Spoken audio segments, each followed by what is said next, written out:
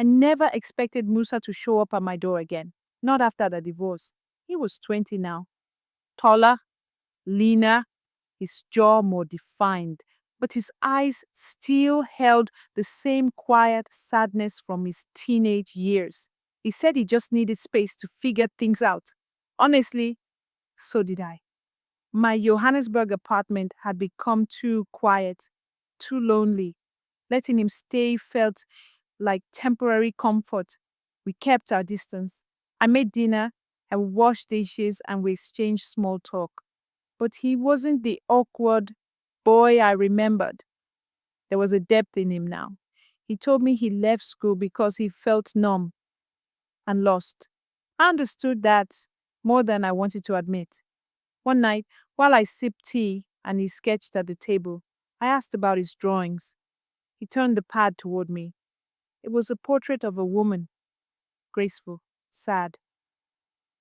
Is this someone you know? I asked. It's you, he said softly. How you look when you think no one's watching. That night I couldn't sleep, not because of the drawing, but because I felt seen, really seen, for the first time in years. Days passed. Our conversations deepened. He asked me why I never remarried. I said, maybe no one ever tried to truly know me. He paused, then said, maybe people stop trying after a certain age. He wasn't flirtatious. He was vulnerable, curious, searching. He admitted he'd never experienced intimacy that meant something. I told him it's not about knowing, it's about trusting the moment.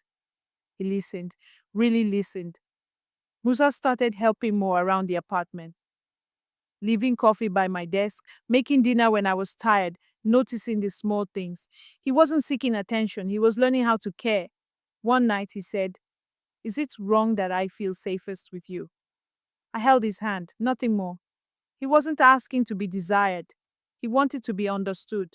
He began to change, asking about regrets, life choices. I shared my stories, my mistakes, the lesson no one ever asked about. He started writing, sketching, opening up. One afternoon, he handed me a napkin with a poem. Love isn't a fire. It's the silence that stays when everything else leaves. I kept it. He once asked, do you think what we have will matter 5 years from now? I looked at him and said, it already does. Eventually, he found an art program in Cape Town focused on emotional storytelling. The day he left, he thanked me. You gave me space to be vulnerable. I told him, you always had that space. I just held up the mirror. After he left, I found another sketch of me, this time smiling, peaceful, alive. Weeks later, he sent a photo of his painting, bold, abstract, full of feeling. He wrote, you taught me intimacy doesn't mean possession. It can mean attention and care. And that's how I learned. Some love stories don't end in romance, they end in healing. And that too is love.